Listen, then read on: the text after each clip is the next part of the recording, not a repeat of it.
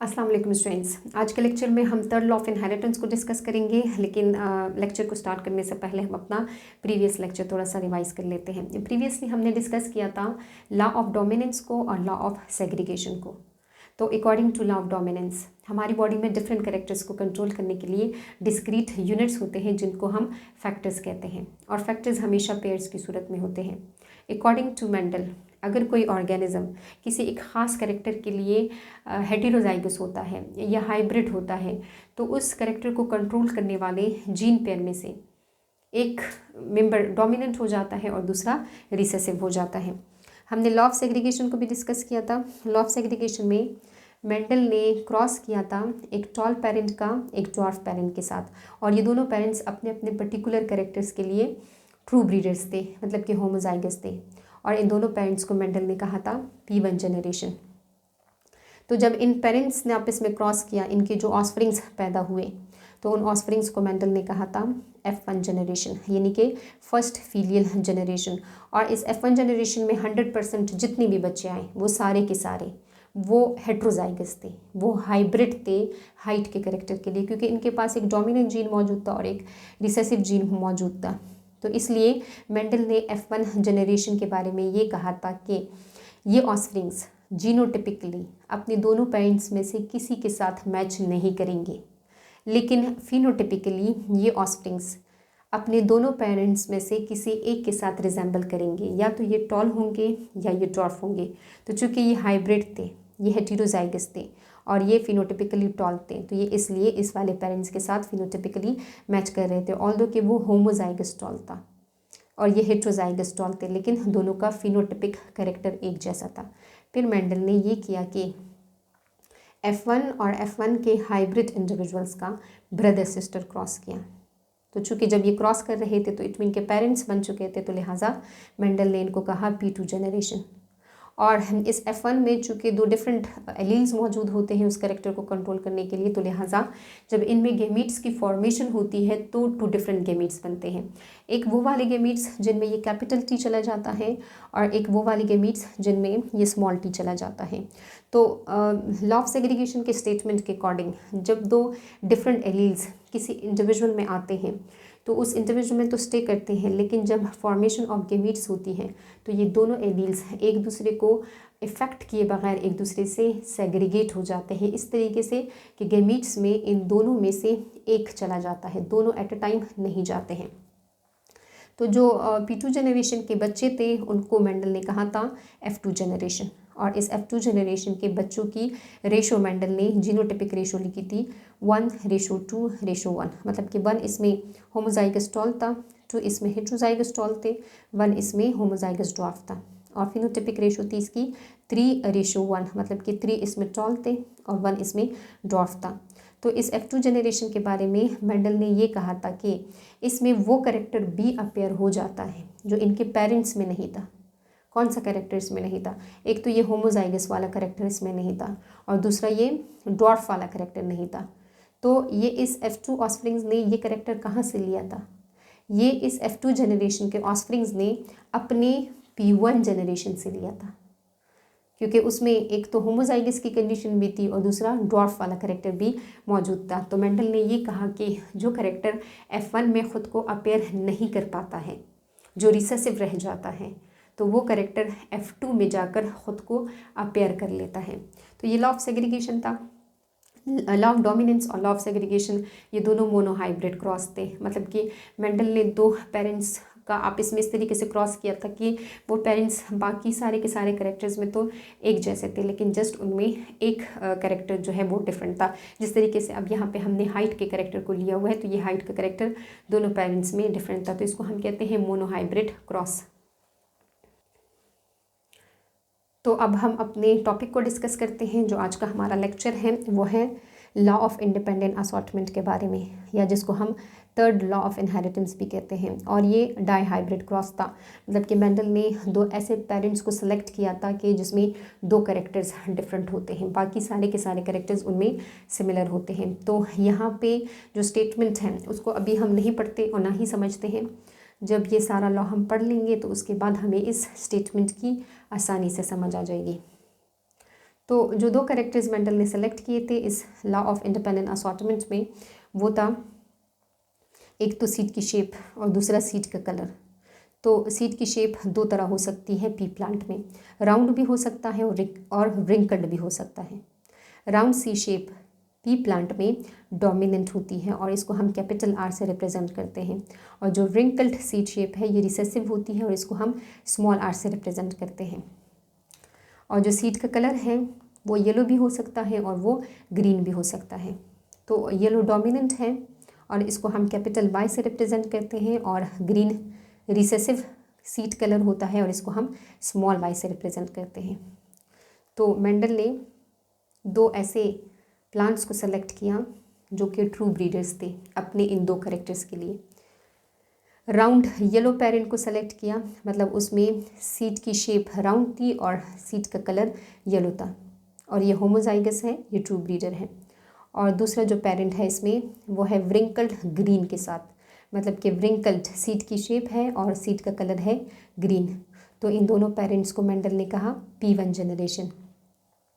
अब इन्होंने जो गेमीट्स की फॉर्मेशन की, तो गेमीट्स जब बनते हैं तो हम इस वाले पेयर में से एक जीन जाता है और इस वाले पेयर में से एक जीन या एक एलील जाता है। तो चूंकि ये दोनों आर सिमिलर होते हैं तो लिहाजा एक आर हम यहाँ पे लिख देते हैं, और चूंकि ये दोनों वाई सिमिलर होते हैं तो लिहाजा हम इनके गेमीट्स में एक वाई लिख देते हैं। तो इनमें सारे के सारे गेमीट्स एक जैसे बनते हैं, और इस वाले पेरेंट्स में भी ऐसे ही होता है। ये यहाँ से भी एक एलील देगा और इस वाले पेयर से भी एक एलील देगा। तो चूंकि ये दोनों आर सिमिलर है तो लिहाजा स्मॉल आर आ जाएगा, और ये दोनों स्मॉल वाई भी सिमिलर है तो लिहाजा इनके गेमीट्स में एक स्मॉल वाई आ जाएगा। तो सारे के सारे गेमीट्स स्मॉल आर और स्मॉल वाई के साथ ही बनेंगे। जब ये पेरेंट्स इनके ऑस्प्रिंग्स आएंगे तो इनके ऑस्प्रिंग्स को मेंडल ने कहा था F1 generation.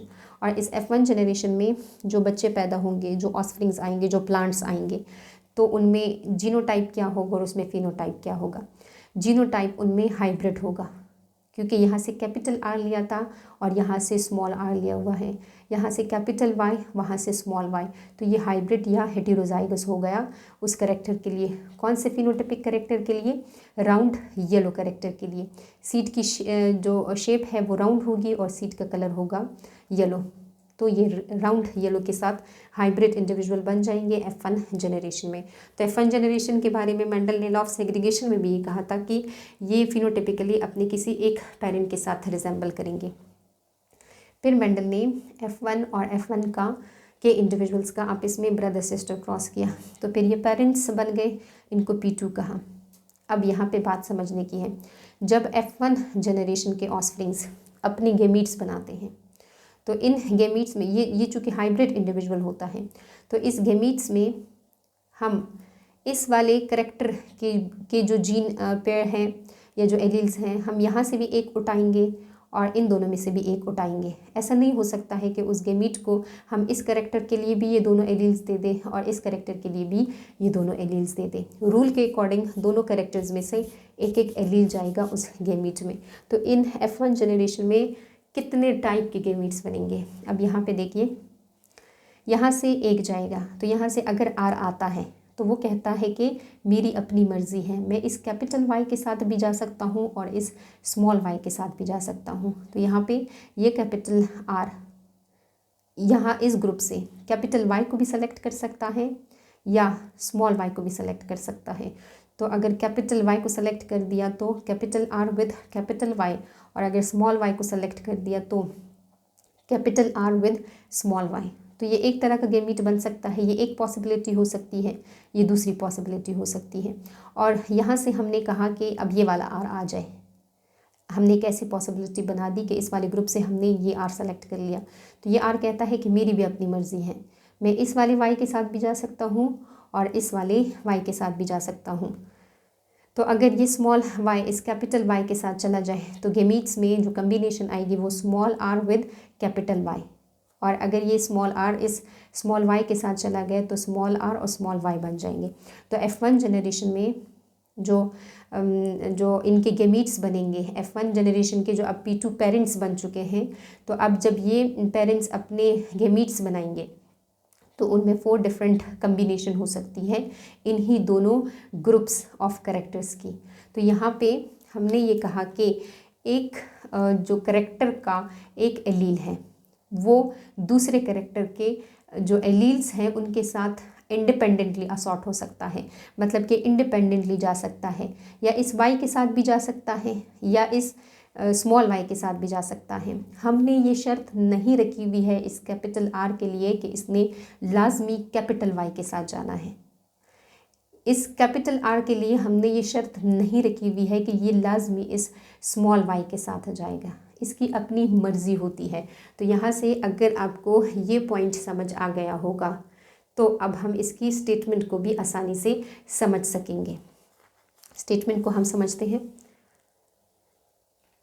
When two contrasting traits are followed together in the same cross, अगर एक ही क्रॉस हो और उसमें आप डिस्कस कर रहे हो दो ट्रेड्स को और वो दो ट्रेड्स एक दूसरे के कॉन्ट्रास्टिंग ट्रेड्स हो, मतलब कि एक जो है राउंड हो और दूसरा व्रिंकल्ड हो, एक येलो हो और एक ग्रीन हो, क्लियर कट डिफरेंसेस वाले कैरेक्टर्स को आपने सेलेक्ट किया हुआ हो और वो एक ही क्रॉस में मौजूद हो, मतलब एक ही पेरेंट्स में ये दो डिफरेंट कैरेक्टर्स मौजूद हो, तो allele in each pair are inherited are assort independent of one another, मतलब कि कैपिटल आर एक ग्रुप से हमने जो सेलेक्ट किया था वो इंडिपेंडेंटली असॉर्ट हो सकता है, या कैपिटल वाई के साथ असॉर्ट हो सकता है या स्मॉल वाई के साथ असॉर्ट हो सकता है। मतलब कि इसके साथ हमने शर्त नहीं रखी हुई है कि ये लाजमी कैपिटल वाई के साथ जाएगा या ये जो है स्मॉल वाई के साथ जाएगा। तो उस एलील की अपनी मर्ज़ी है कि वो इंडिपेंडेंटली असॉर्ट हो जाए उस दूसरे ग्रुप के किसी भी मेंबर के साथ। तो ये इस लॉ की स्टेटमेंट है। और जो हमने यहाँ पे F1 जनरेशन के तो गेमीट्स बना दिए थे, अब हम उन गेमीट्स के आपस में जो कम्बिनेशन है दो डिफरेंट पेरेंट्स की, तो उनका अब हम चेकर बोर्ड लिखते हैं। थोड़ा सा मैं आपको कलर से भी रिप्रेजेंट कर दूँ। ये जो है P1 जनरेशन, राउंड येलो और wrinkled green parent, P1 parents, इनका जब आपस में क्रॉस किया गया तो F1 जनरेशन बनी विद राउंड येलो। सीट की जो शेप है वो राउंड है और सीट का कलर है येलो। फिर इस F1 का F1 के साथ क्रॉस किया गया, तो चेकर बोर्ड हम बनाएंगे F2 के लिए। F1 और F1 को क्रॉस करने के बाद जो F2 बनेंगे, तो एक पेरेंट्स के गेमीट्स हम यहाँ पे लिख देते हैं और दूसरे पेरेंट्स के गेमीट्स हम यहाँ पे लिख देते हैं। अब ये जो मैंने गेमीट्स लिखे हुए हैं, इन गेमीट्स में कैपिटल आर कैपिटल वाई के साथ भी आ सकता है, क्योंकि आर की अपनी मर्जी थी, वो इंडिपेंडेंटली असॉर्ट हुआ था उस दूसरे पेयर के किसी भी मेंबर के साथ। ये स्मॉल आर और कैपिटल वाई भी आ सकता था, capital R with small Y, small R with small Y. यही सीक्वेंस मैंने यहाँ पे भी लिखी हुई है। ये एक पेरेंट्स के गेमीट्स हैं, ये दूसरे पेरेंट्स के गेमीट्स हैं। 4 डिफरेंट टाइप के गेमीट्स बनते हैं जब F1 जनरेशन के जो P2 जनरेशन है जब वो अपने गेमीट्स बनाता है। तो अब ये हमने चेकर बोर्ड बनाया हुआ है, तो यहाँ पे जो गेमीट्स है ये इन वाले गेमीट्स के साथ कंबाइन होंगे, तो कम्बिनेशन क्या आएगी, कैपिटल आर कैपिटल वाई। तो चूँकि दो डोमिनेंट आर मौजूद है तो करेक्टर राउंड में जाएगा, और दो कैपिटल वाई मौजूद है मतलब कि डोमिनेंट मौजूद है तो करेक्टर येलो में जाएगा, मतलब उसकी जो कलरेशन है वो येलो होगी। Capital R with small R, capital Y with capital Y. तो आप करेक्टर ऑब्जर्व कर सकते हो कि डोमिनेंट मौजूद है तो लिहाजा राउंड और येलो में चला गया था। कैपिटल आर कैपिटल वाई और small Y, capital R small R capital Y और स्मॉल वाई। तो एक ये वाला डोमिनेंट आर मौजूद है और एक ये डोमिनेंट कैपिटल वाई मौजूद है, तो लिहाजा राउंड उसकी सीट की शेप बनी और कलर उसका येलो आ गया। यहाँ पे भी देखिए capital R small R capital Y, फिर स्मॉल आर और स्मॉल आर आपस में कंबाइन हो गए और ये भी कैपिटल वाई है और ये भी कैपिटल वाई है। अब ये वाले गैमेट्स इसके साथ कंबाइन होंगे तो ये कैपिटल आर आ जाएगा और वो स्मॉल आर आ जाएगा। ये कैपिटल वाई है और वो स्मॉल वाई है, तो ये इस तरीके से आ जाएंगे। अब इस वाले में देखिए, एक ये स्मॉल आर है और ये स्मॉल आर है, तो ये आपस में कंबाइन हो जाएंगे, लेकिन वो कैपिटल वाई है, तो कैपिटल वाई यहाँ पर आ जाएगा और ये स्मॉल वाई यहाँ पर आ जाएगा। अब ये जो एक कैपिटल वाई मौजूद है, तो इट मीन कि ये करेक्टर को डोमिनेंट में लेकर जा रहा है, उस सीट के कलर को डोमिनेंट में लेकर जा रहा है, तो लिहाजा कलर येलो डोमिनेंट हो जाएगा। तो व्रिंकल्ड तो होगा क्योंकि वहाँ पे 2 स्मॉल आर मौजूद होते हैं, व्रिंकल्ड होगा लेकिन कलर उसका येलो होगा। और यहाँ पे कैपिटल आर है, कैपिटल आर के साथ आ जाएगा, कैपिटल वाई आ जाएगा और स्मॉल वाई आ जाएगा। यहाँ पे कैपिटल आर और स्मॉल आर आ जाएगा और कैपिटल वाई आ जाएगा और स्मॉल वाई आ जाएगा। और यहाँ पे अब कैपिटल आर है, कैपिटल आर के साथ आ जाएगा, स्मॉल वाई है, स्मॉल वाई के साथ आ जाएगा, तो 2 स्मॉल वाई आ जाएंगे। तो इट मीन के करेक्टर कलर के लिए रिसेसिव में चला जाएगा, ग्रीन में चला जाएगा। अब कैपिटल आर स्मॉल आर के साथ आ जाएगा और इसके पास भी स्मॉल वाई है और इसके पास भी स्मॉल वाई है, तो एक आर कैपिटल है और बाकी सारे के सारे रिसेसिव हैं, तो सीट की शेप डोमिनेंट में चली जाएगी। इस आर कैपिटल आर की वजह से वो राउंड हो जाएगा लेकिन कलर उसका ग्रीन होगा। यहाँ पर capital R small R, capital Y small Y, तो ये जो है राउंड येलो, क्योंकि ये वाला डोमिनेंट आर मौजूद है और ये वाला कैपिटल वाई मौजूद है। अच्छा, अब ये R small R, capital Y small Y, तो शेप जो है वो रिसेसिव में चली गई है, वो व्रिंकल्ड हो चुका है, लेकिन कैपिटल वाई मौजूद है, तो लिहाजा ये करेक्टर जो है इसके कलर के हवाले से येलो में जाएगा। स्मॉल आर, कैपिटल आर और स्मॉल वाई है और स्मॉल वाई है, तो आर मौजूद है, तो लिहाजा शेप राउंड हो जाएगी, यानी कि डोमिनेंट में चली जाएगी। बाकी कलर उसका ग्रीन होगा क्योंकि 2 स्मॉल वाई मौजूद हैं। स्मॉल आर और स्मॉल आर आ जाएगा और स्मॉल वाई और स्मॉल वाई आ जाएंगे।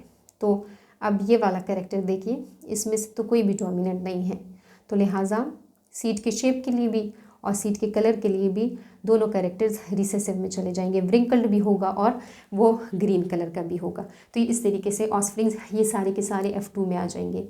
अब इसके लिए मेंडल ने रेशो लिखी थी, इसकी रेशो डिफरेंट है लॉ ऑफ सेग्रीगेशन से। ये रेशोज़ आपने याद रखनी होती है क्योंकि ऑब्जेक्टिव्स में इनके बारे में अक्सर क्वेश्चन आ जाता है। 9:3:3:1। 9 इसमें से राउंड येलो थे, 3 इसमें से व्रिंकल्ड येलो थे, 3 इसमें से राउंड ग्रीन थे और 1 इसमें से व्रिंकल्ड ग्रीन था।